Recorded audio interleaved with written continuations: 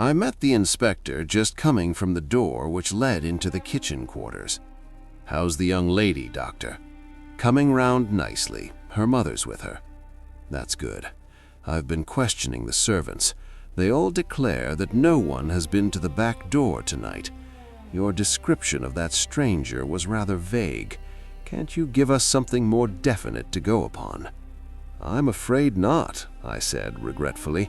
"It was a dark night, you see, and the fellow had his coat collar well pulled up and his hat squashed down over his eyes." Said the inspector. "Looked as though he wanted to conceal his face. Sure it was no one you know?"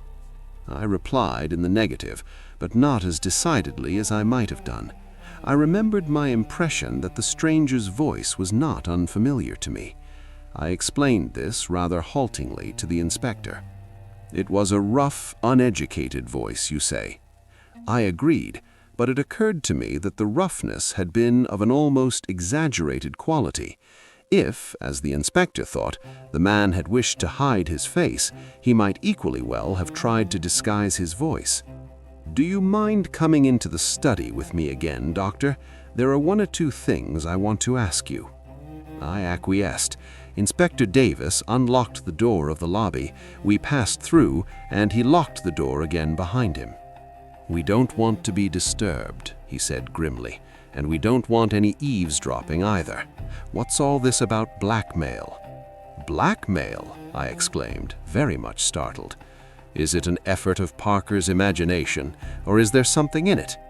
"If Parker heard anything about blackmail," I said slowly, "he must have been listening outside this door with his ear glued against the keyhole."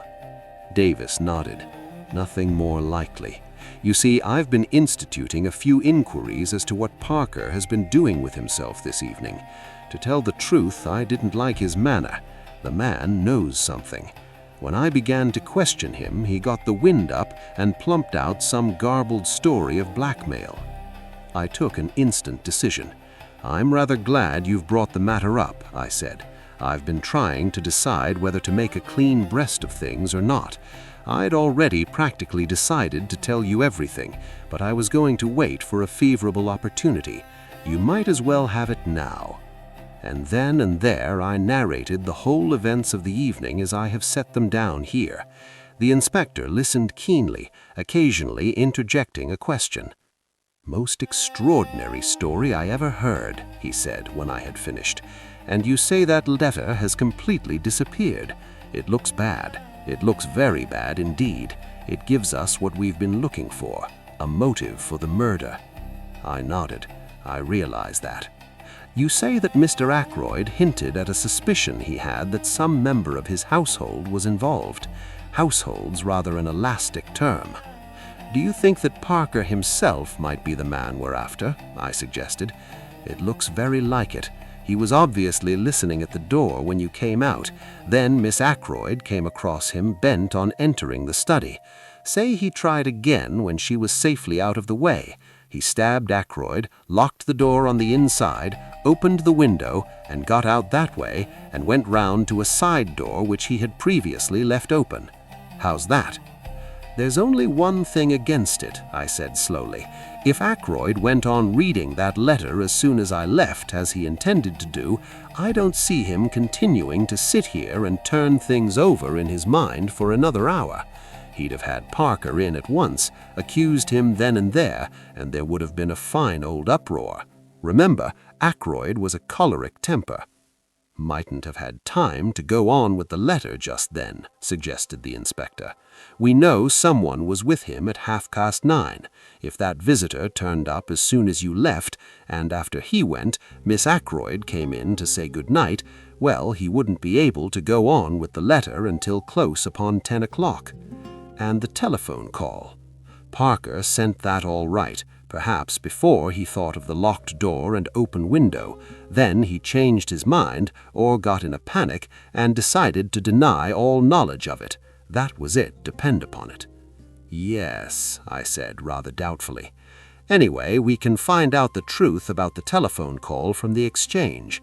If it was put through from here, I don't see how anyone but Parker could have sent it.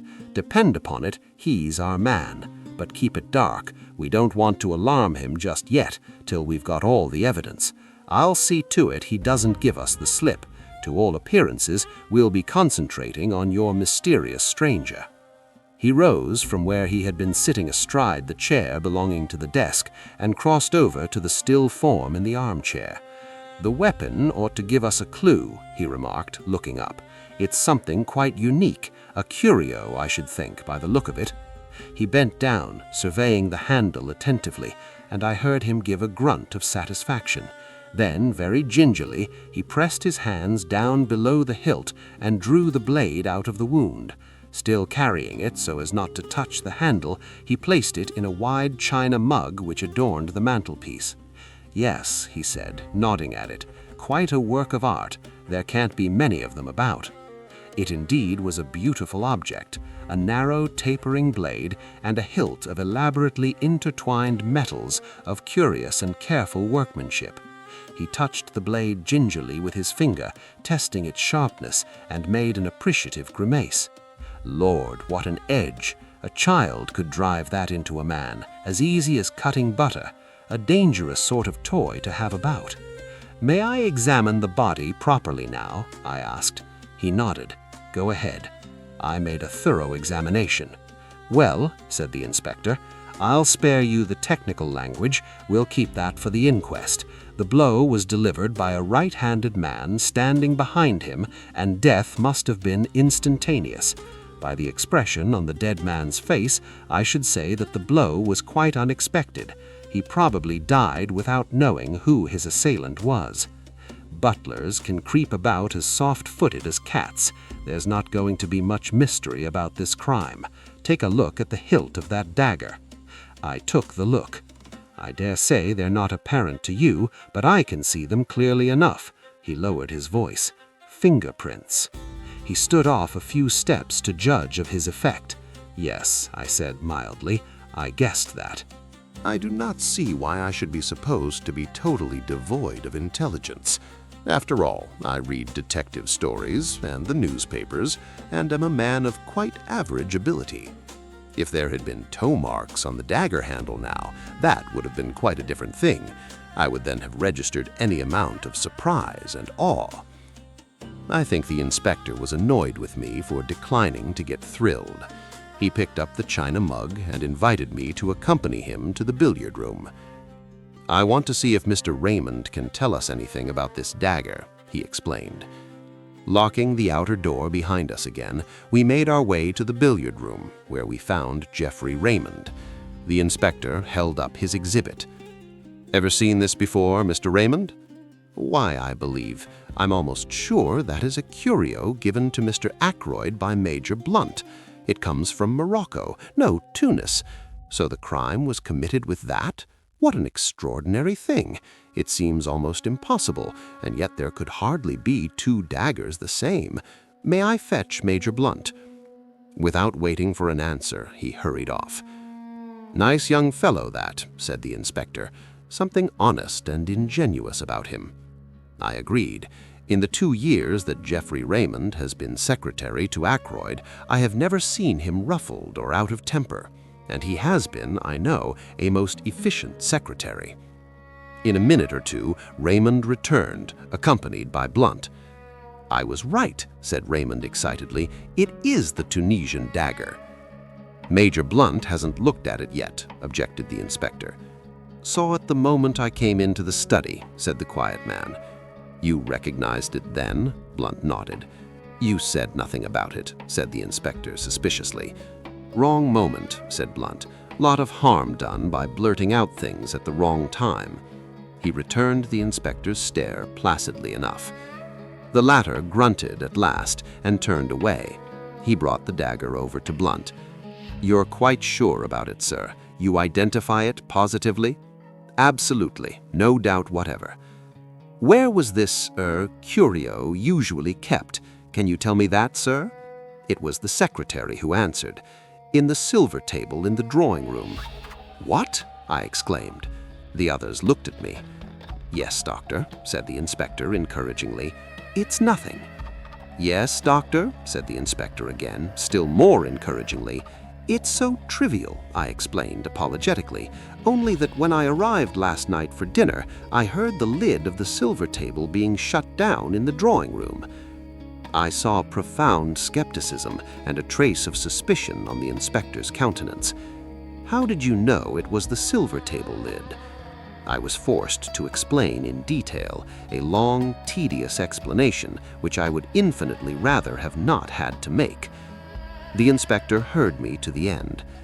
"Was the dagger in its place when you were looking over the contents?" he asked. "I don't know," I said. "I can't say I remember noticing it, but of course it may have been there all the time." "We'd better get hold of the housekeeper," remarked the inspector, and pulled the bell. A few minutes later, Miss Russell, summoned by Parker, entered the room. "I don't think I went near the silver table," she said, when the inspector had posed his question. "Oh yes, I remember now. The silver table was open, which it had no business to be, and I shut the lid down as I passed." She looked at him aggressively. "I see," said the inspector. "Can you tell me if this dagger was in its place then?" Miss Russell looked at the weapon composedly. "I can't say, I'm sure," she replied. "I didn't stop to look. I knew the family would be down any minute, and I wanted to get away." "Thank you," said the inspector. There was just a trace of hesitation in his manner, as though he would have liked to question her further, but Miss Russell clearly accepted the words as a dismissal and glided from the room. "Rather a Tartar, I should fancy, eh?" said the inspector, looking after her. "Let me see. This silver table is in front of one of the windows, I think you said, Doctor." Raymond answered for me. "Yes, the left-hand window." "And the window was open?" "They were both ajar." "Well, I don't think we need to go into the question much further. Somebody, I'll just say somebody, could get that dagger any time he liked, and exactly when he got it doesn't matter in the least. I'll be coming up in the morning with the chief constable, Mr. Raymond. Until then, I'll keep the key of that door. I want Colonel Melrose to see everything exactly as it is. I happen to know that he's dining out the other side of the country, and I believe staying the night." We watched the inspector take up the jar. "I shall have to pack this carefully. It's going to be an important piece of evidence in more ways than one." A few minutes later, as I came out of the billiard room with Raymond, the latter gave a low chuckle of amusement. I felt the pressure of his hand on my arm and followed the direction of his eyes. Inspector Davis seemed to be inviting Parker's opinion of a small pocket diary. "A little obvious," murmured my companion. "So Parker is the suspect, is it? Shall we oblige Inspector Davis with a set of our fingerprints also?" He took 2 cards from the card tray, wiped them with his silk handkerchief, then handed one to me and took the other himself. Then, with a grin, handed them to the police inspector. "Souvenirs," he said. "Number 1, Dr. Shepard. Number 2, my humble self. One from Major Blunt will be forthcoming in the morning." Youth is very buoyant. Even the brutal murder of his friend and employer could not dim Geoffrey Raymond's spirits for long. Perhaps that is as it should be. I do not know. I have lost the quality of resilience long since myself. It was very late when I got back, and I hoped that Caroline would have gone to bed. I might have known better. She had hot cocoa waiting for me, and whilst I drank it, she extracted the whole history of the evening from me. I said nothing of the blackmailing business, but contented myself with giving her the facts of the murder. "The police suspect Parker," I said as I rose to my feet and prepared to ascend to bed. "There seems a fairly clear case against him."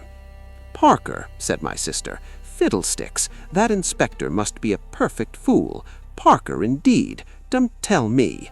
With which obscure pronouncement, we went up to bed.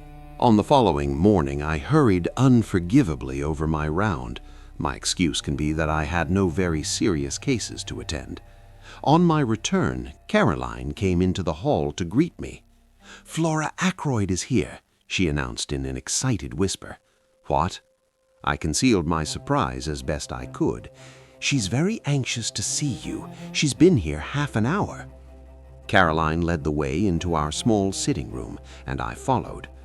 Flora was sitting on the sofa by the window. She was in black, and she sat nervously twisting her hands together. I was shocked by the sight of her face. All the color had faded away from it, but when she spoke, her manner was as composed and resolute as possible. "Dr. Shepherd, I have come to ask you to help me." "Of course he'll help you, my dear," said Caroline. I don't think Flora really wished Caroline to be present at the interview. She would, I am sure, have infinitely preferred to speak to me privately, but she also wanted to waste no time, so she made the best of it. "I want you to come to the Larches with me." "The Larches?" I queried, surprised. "To see that funny little man?" exclaimed Caroline. "Yes, you know who he is, don't you?" We fancied that he might be a retired hairdresser. Flora's blue eyes opened very wide. "Why, he's Hercule Poirot. You know who I mean, the private detective. They say he's done the most wonderful things, just like detectives do in books. A year ago, he retired and came to live down here. Uncle knew who he was, but he promised not to tell anyone because Monsieur Poirot wanted to live quietly without being bothered by people." "So that's who he is," I said slowly. "You've heard of him, of course." "I'm rather an old fogey, as Caroline tells me," I said, "but I have just heard of him." "Extraordinary," commented Caroline. I don't know what she was referring to, possibly her own failure to discover the truth. "You want to go and see him?" I asked slowly. "Now why?" "To get him to investigate this murder, of course," said Caroline sharply. "Don't be so stupid, James." I was not really being stupid. Caroline does not always understand what I'm driving at.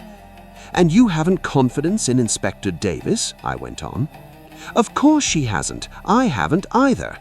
Anyone would have thought it was Caroline's uncle who had been murdered. "And how do you know he would take up the case?" I asked. "Remember, he has retired from active work." "That's just it," said Flora simply. "I've got to persuade him." "You are sure you're doing wisely?" I asked gravely. "Of course she is," said Caroline. "I'll go with her myself if she likes." "I'd rather the doctor came with me, if you don't mind, Miss Shepherd," said Flora. She knows the value of being direct on certain occasions. Any hints would certainly have been wasted on Caroline.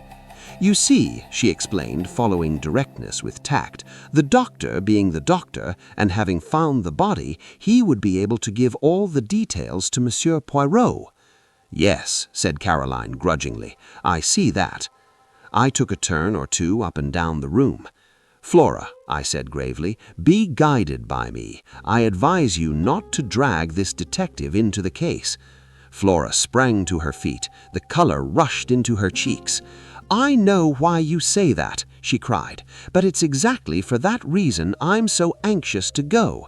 You're afraid, but I'm not. I know Ralph better than you do." "Ralph?" said Caroline. "What has Ralph got to do with it?" Neither of us heeded her. "Ralph may be weak," continued Flora. "He may have done foolish things in the past, wicked things even, but he wouldn't murder anyone." "No, no," I exclaimed. "I never thought it of him." "Then why did you go to the Three Boars last night?" demanded Flora. "On your way home, after Uncle's body was found." I was momentarily silenced. I had hoped that that visit of mine would remain unnoticed. "How did you know about that?" I countered. "I went there this morning," said Flora. "I heard from the servants that Ralph was staying there." I interrupted her. "You had no idea that he was in King's Abbot?" "No, I was astounded. I couldn't understand it. I went there and asked for him. They told me, what I suppose they told you last night, that he went out at about 9 o'clock yesterday evening and never came back." Her eyes met mine defiantly, and as though answering something in my look, she burst out. "Well, why shouldn't he? He might have gone anywhere. He may even have gone back to London." "Leaving his luggage behind?" I asked gently. Flora stamped her foot. "I don't care. There must be a simple explanation." "And that's why you want to go to Hercule Poirot. Isn't it better to leave things as they are? The police don't suspect Ralph in the least, remember. They're working on quite another tack." "But that's just it," cried the girl. "They do suspect him. A man from Cranchester turned up this morning, Inspector Raglan, a horrid, weaselly little man. I found he had been to the Three Boars this morning before me. They told me all about his having been there and the questions he had asked. He must think Ralph did it." "That's a change of mind from last night, if so," I said slowly. "He doesn't believe in Davis's theory that it was Parker, then?" "Parker, indeed," said my sister, and snorted. Flora came forward and laid her hand on my arm. "Oh, Dr. Shepherd, let us go at once to this Monsieur Poirot. He will find out the truth." "My dear Flora," I said gently, laying my hand on hers, "are you quite sure it is the truth we want?" She looked at me, nodding her head gravely. "You're not sure," she said. "I am. I know Ralph better than you do." "Of course he didn't do it," said Caroline, who had been keeping silent with great difficulty. "Ralph may be extravagant, but he's a dear boy and has the nicest manners." I wanted to tell Caroline that large numbers of murderers have had nice manners, but the presence of Flora restrained me. Since the girl was determined, I was forced to give in to her, and we started at once, getting away before my sister was able to fire off any more pronouncements, beginning with her favorite words, "Of course." An old woman with an immense Breton cap opened the door of the Larches to us. Monsieur Poirot was at home, it seemed.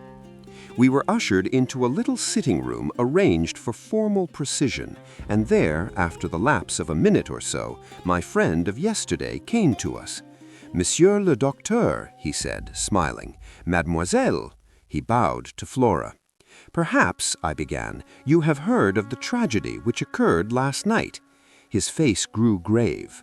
"But certainly I have heard. It is horrible. I offer Mademoiselle all my sympathy. In what way can I serve you?" "Miss Ackroyd wants you to find the murderer," said Flora in a clear voice. "I see," said the little man. "But the police will do that, will they not?" "They might make a mistake," said Flora. "They're on the way to make a mistake now, I think. Please, Monsieur Poirot, won't you help us? If it is a question of money." Poirot held up his hand. "Not that, I beg of you, mademoiselle. Not that I do not care for money." His eyes showed a momentary twinkle. "Money, it means much to me and always has done. No, if I go into this, you must understand one thing clearly. I will go through with it to the end. The good dog, he does not leave the scent, remember. You may wish that, after all, you had left it to the local police." "I want the truth," said Flora, looking him straight in the eyes. "All the truth?" "All the truth." "Then I accept," said the little man quietly, "and I hope you will not regret those words. Now, tell me all the circumstances." "Dr. Shepherd had better tell you," said Flora. "He knows more than I do." Thus enjoined, I plunged into a careful narrative embodying all the facts I have previously set down. Poirot listened carefully, inserting a question here and there, but for the most part sitting in silence, his eyes on the ceiling. I brought my story to a close with the departure of the inspector and myself from Fernley Park the previous night. "And now," said Flora as I finished, "tell him all about Ralph." I hesitated, but her imperious glance drove me on. "You went to this inn, this Three Boars, last night on your way home?" asked Poirot, as I brought my tale to a close. "Now, exactly why was that?" I paused a moment to choose my words carefully. "I thought someone ought to inform the young man of his uncle's death. It occurred to me after I had left Fernley Park that possibly no one but myself and Mr. Ackroyd were aware that he was staying in the village." Poirot nodded. "Quite so. That was your only motive in going there, eh?" "That was my only motive," I said stiffly. "It was not to, shall we say, reassure yourself about ces jeunes hommes?" "Reassure myself? I think, Monsieur le Docteur, that you know very well what I mean, though you pretend not to do so. I suggest that it would have been a relief to you if you had found that Captain Peaton had been at home all the evening." "Not at all," I sharply replied. The little detective shook his head at me gravely. "You have not the trust in me of Miss Flora," he said. "But no matter. What we have to look at is this. Captain Peyton is missing under circumstances which call for an explanation. I will not hide from you that the matter looks grave. Still, it may admit of a perfectly simple explanation." "That's just what I keep saying," cried Flora eagerly. Poirot touched no more upon that theme. Instead, he suggested an immediate visit to the local police. He thought it better for Flora to return home and for me to be the one to accompany him there and introduce him to the officer in charge of the case. We carried out this plan forthwith. We found Inspector Davis outside the police station, looking very glum indeed. With him was Colonel Melrose, the chief constable, and another man whom, from Flora's description of Weasley, I had no difficulty in recognizing as Inspector Raglan from Cranchester. I know Melrose fairly well, and I introduced Poirot to him and explained the situation. The chief constable was clearly vexed, and Inspector Raglan looked as black as thunder. Davis, however, seemed slightly exhilarated by the sight of his superior officer's annoyance. "The case is going to be plain as a pikestaff," said Raglan. "Not the least need for amateurs to come butting in. You'd think any fool would have seen the way things were last night, and then we shouldn't have lost 12 hours. He directed a vengeful glance at poor Davis, who received it with perfect stolidity. "Mr. Ackroyd's family must, of course, do what they see fit," said Colonel Melrose, "but we cannot have the official investigation hampered in any way. I know Monsieur Poirot's great reputation, of course," he added courteously. "The police can't advertise themselves, worse luck," said Raglan. "It was Poirot who saved the situation." "It is true that I have retired from the world," he said. "I never intended to take up a case again. Above all things, I have a horror of publicity. I must beg that in the case of my being able to contribute something to the solution of the mystery, my name may not be mentioned." Inspector Raglan's face lightened a little. "I've heard of some very remarkable successes of yours," observed the colonel, thawing. "I have had much experience," Poirot said quietly, "but most of my successes have been obtained by the aid of the police. I admire enormously your English police. If Inspector Raglan permits me to assist him, I shall be both honored and flattered." The inspector's countenance became still more gracious. Colonel Melrose drew me aside. "From all I hear, this little fellow's done some remarkable things," he murmured. "We're naturally anxious not to have to call in Scotland Yard. Raglan seems very sure of himself, but I'm not quite sure that I agree with him.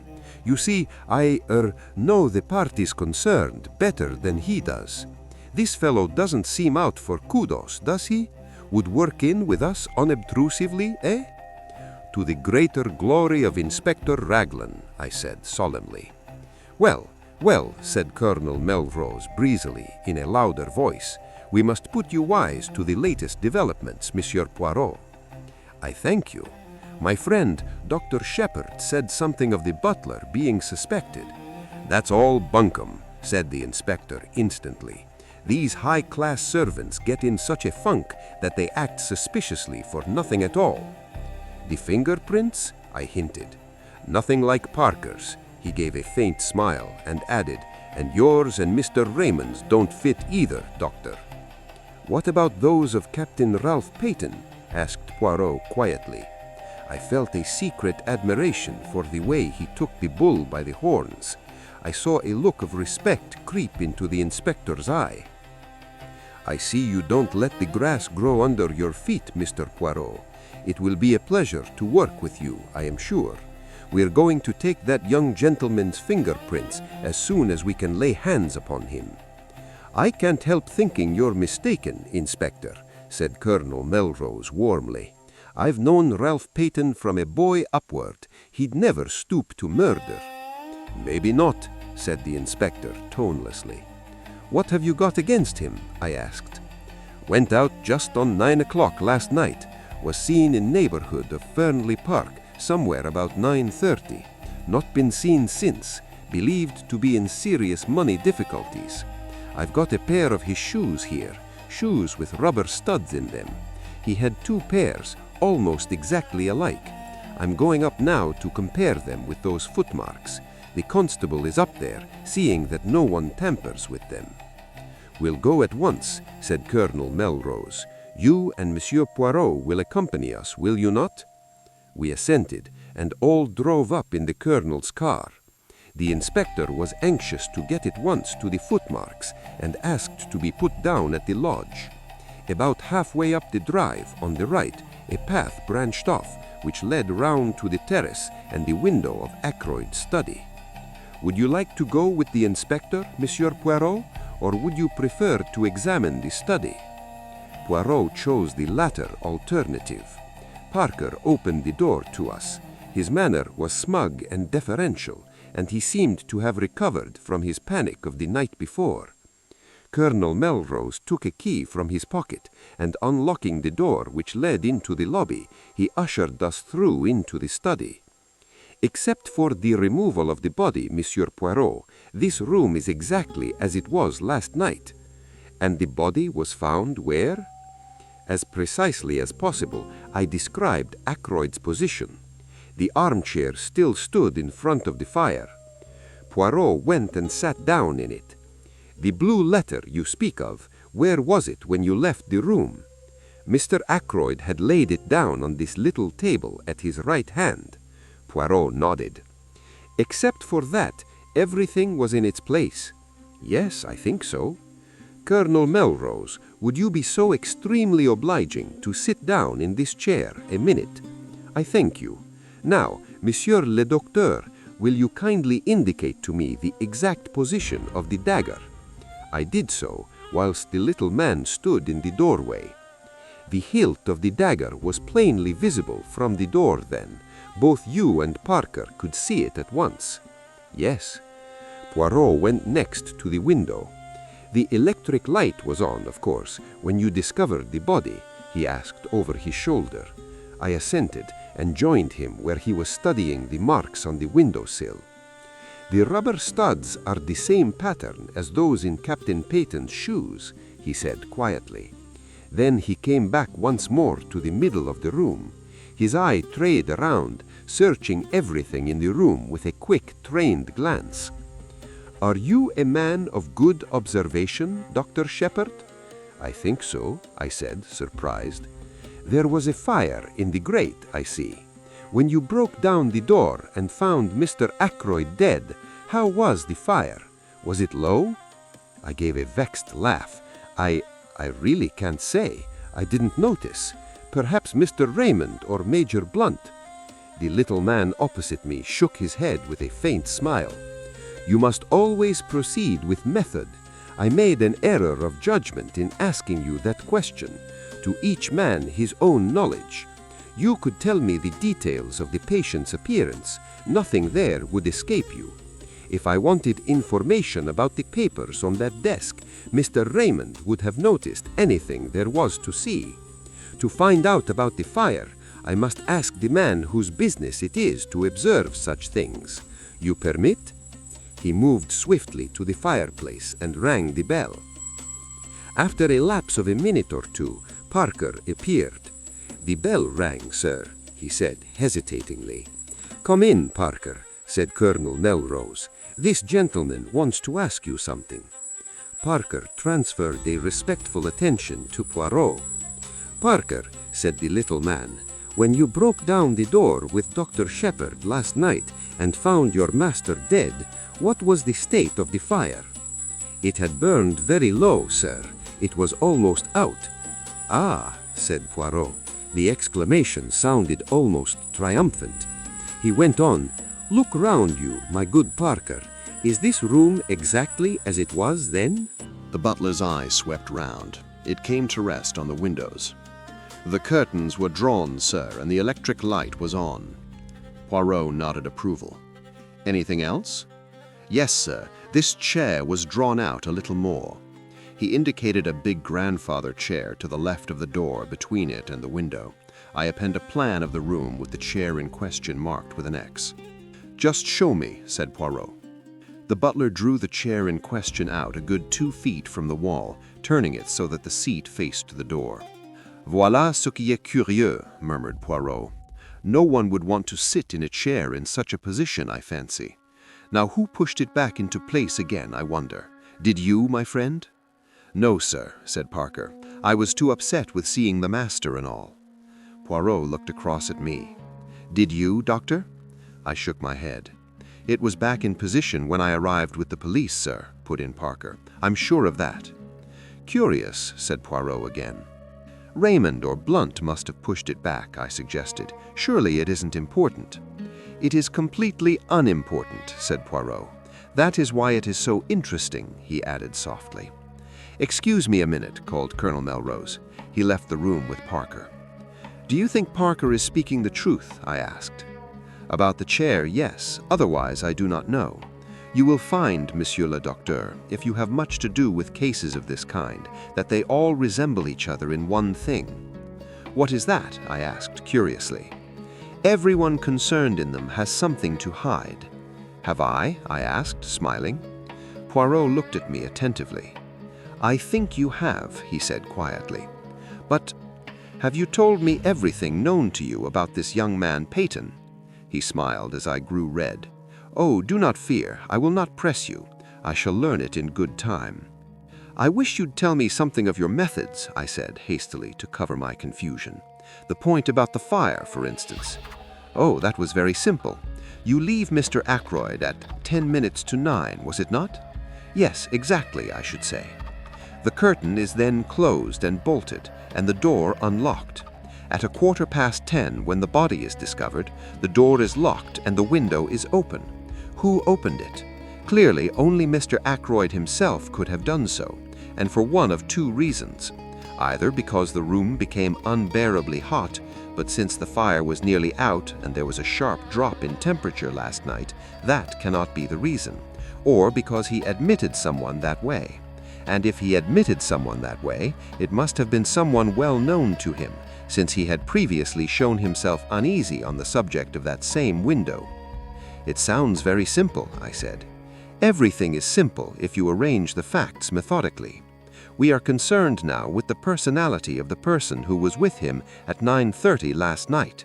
Everything goes to show that that was the individual admitted by the window. And though Mr. Ackroyd was seen alive later by Miss Flora, we cannot approach the solution of the mystery until we know who that visitor was. The window may have been left open after his departure, or the same person may have returned a second time. Ah, here is the Colonel who returns. Colonel Melrose entered with an animated manner. That telephone call has been traced at last. It did not come from here.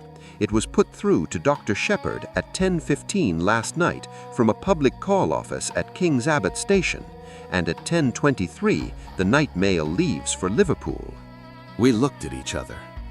You'll have inquiries made at the station, of course, I said. Naturally, but I'm not over-sanguine as to the result. You know what that station is like. I did. King's Abbot is a mere village, but its station happens to be an important junction. Most of the big expresses stop there, and trains are shunted, resorted, and made up. It has 2 or 3 public telephone boxes.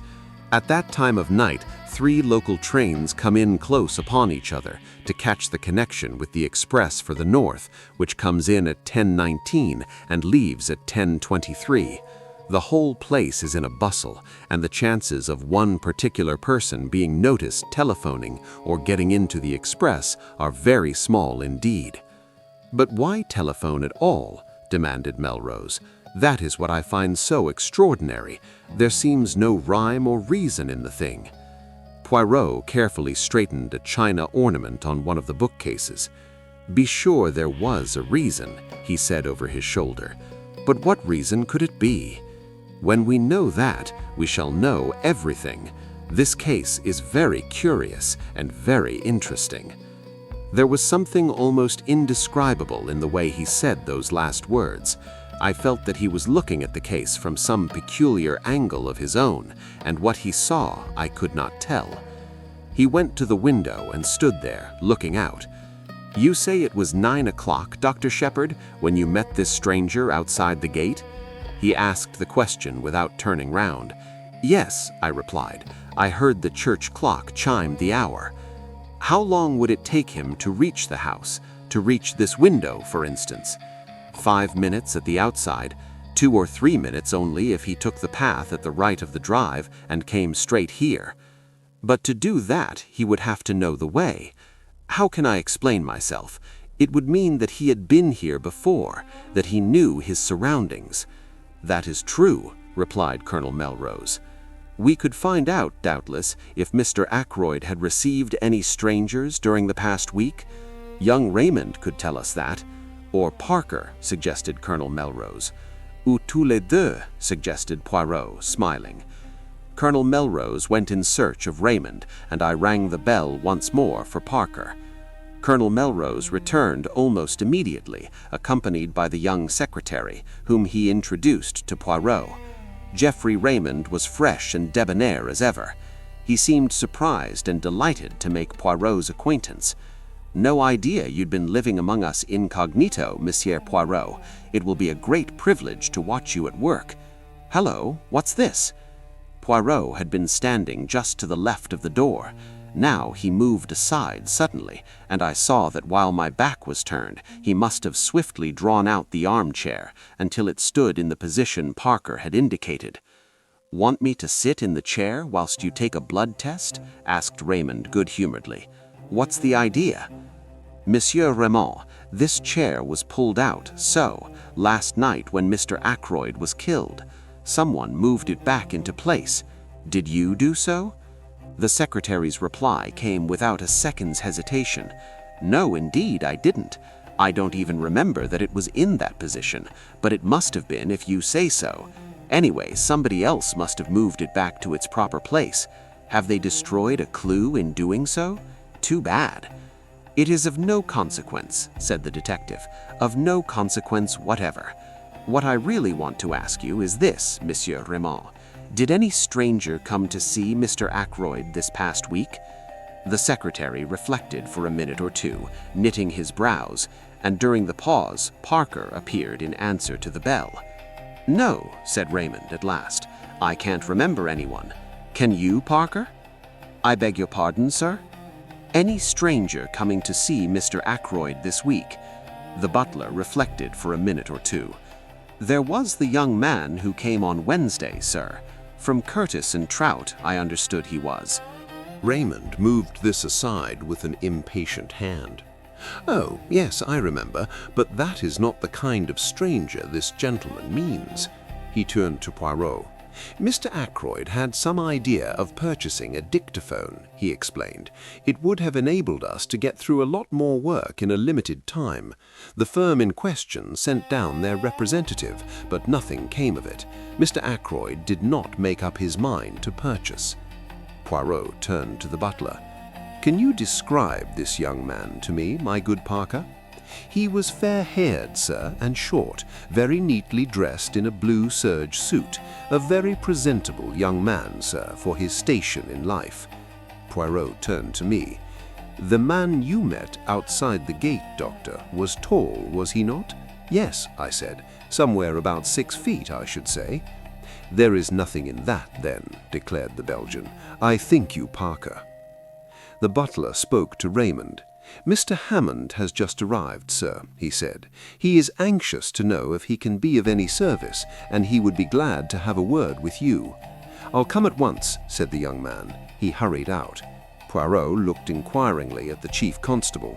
"The family solicitor, Monsieur Poirot," said the latter. "It is a busy time for this young Monsieur Raymond. He has the air efficient, that one. I believe Mr. Ackroyd considered him a most able secretary. He has been here how long? Just on 2 years, I fancy. His duties he fulfills punctiliously, of that I am sure. In what manner does he amuse himself? Does he go in for les sports?" Private secretaries haven't much time for that sort of thing, said Colonel Melrose, smiling. Raymond plays golf, I believe, and tennis in the summertime. He does not attend the courses, I should say the running of the horses. Racing meetings, no, I don't think he's interested in racing.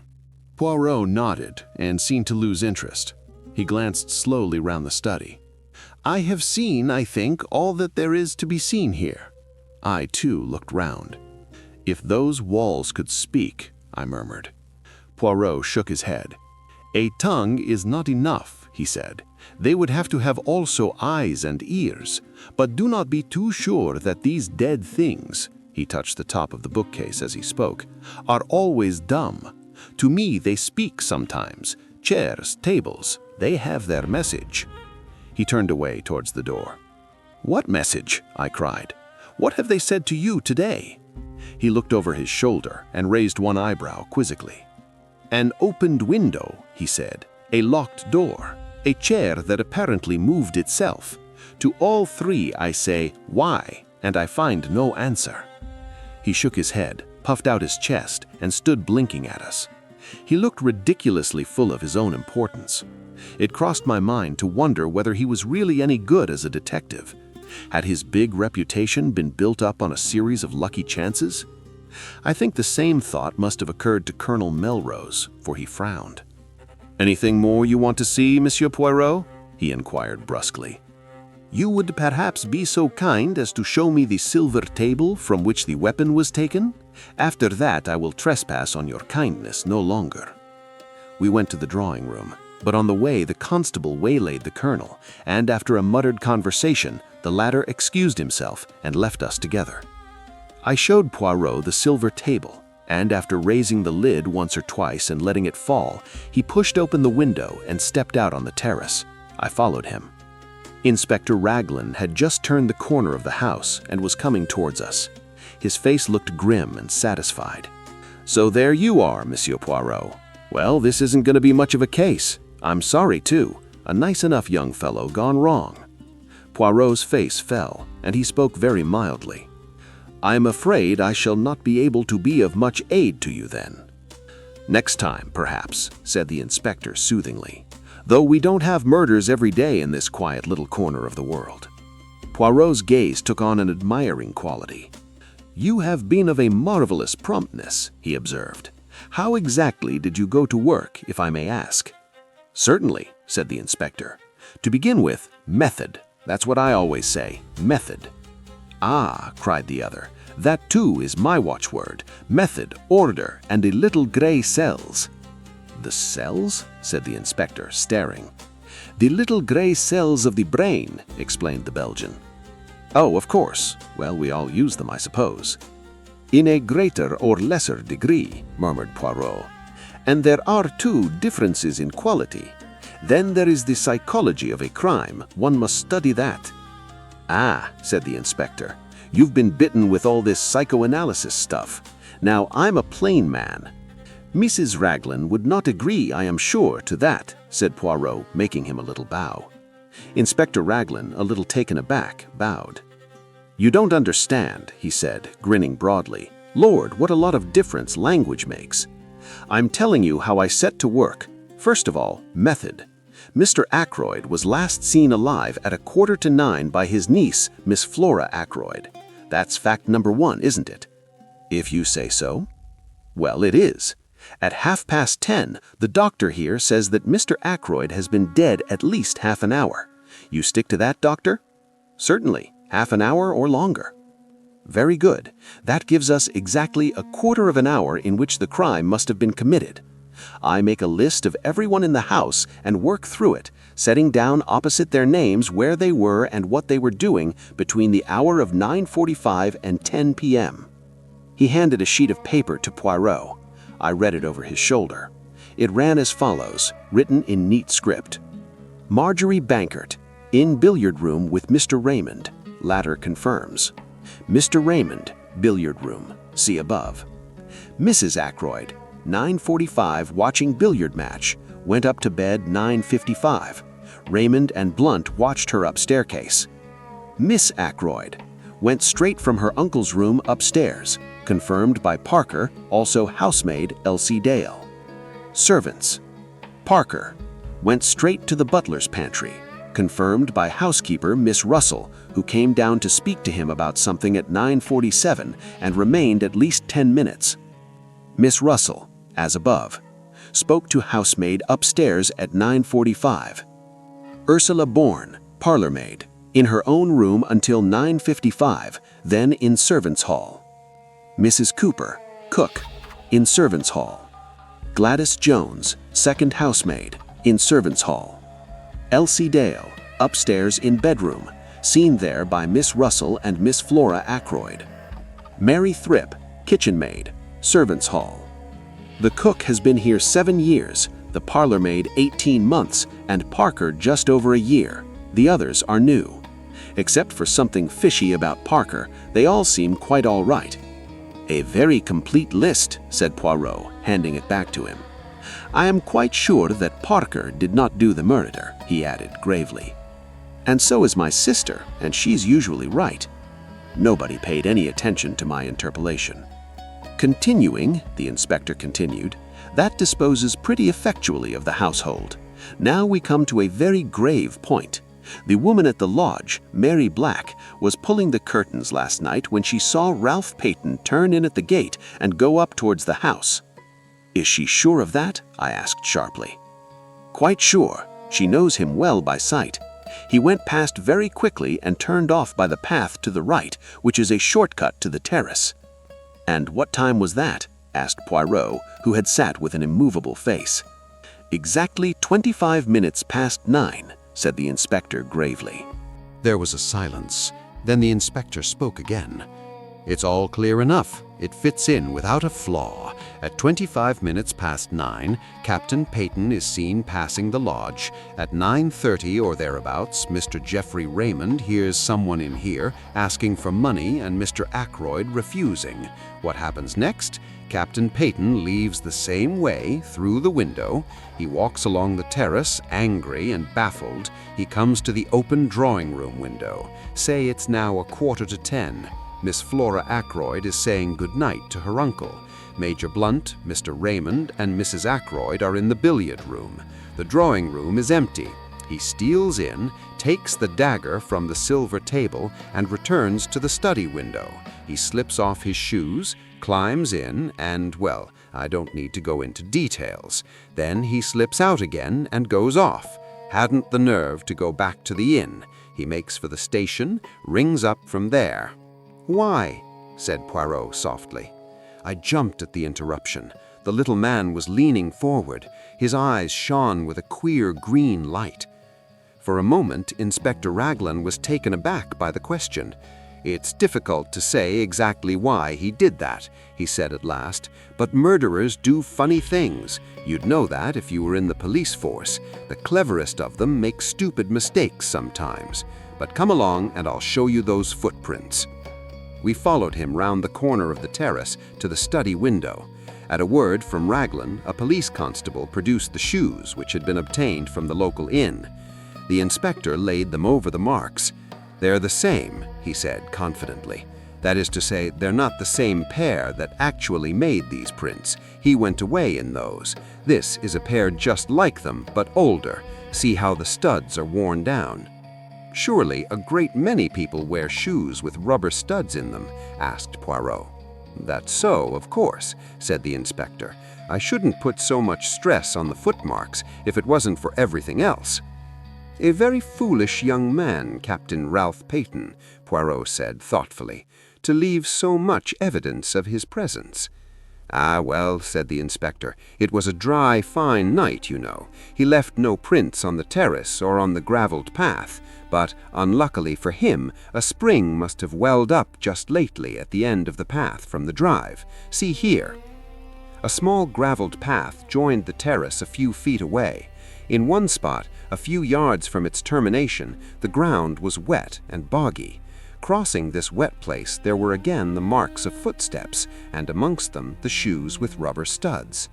Poirot followed the path on a little way, the inspector by his side. "You noticed the women's footprints," he said suddenly. The inspector laughed. Naturally, but several different women have walked this way, and men as well. It's a regular shortcut to the house, you see. It would be impossible to sort out all the footsteps. After all, it's the ones on the windowsill that are really important. Poirot nodded. "It's no good going farther," said the inspector, as we came in view of the drive. "It's all gravelled again here, and hard as it can be." Again Poirot nodded, but his eyes were fixed on a small garden house, a kind of superior summer house. It was a little to the left of the path ahead of us, and a gravelled walk ran up to it. Poirot lingered about until the inspector had gone back towards the house. Then he looked at me. "You must have indeed been sent from the good God to replace my friend Hastings," he said with a twinkle. "I observe that you do not quit my side. How say you, Dr. Shepherd, shall we investigate that summer house? It interests me." He went up to the door and opened it. Inside, the place was almost dark. There were 1 or 2 rustic seats, a croquet set, and some folded deck chairs. I was startled to observe my new friend. He had dropped to his hands and knees and was crawling about the floor. Every now and then he shook his head as though not satisfied.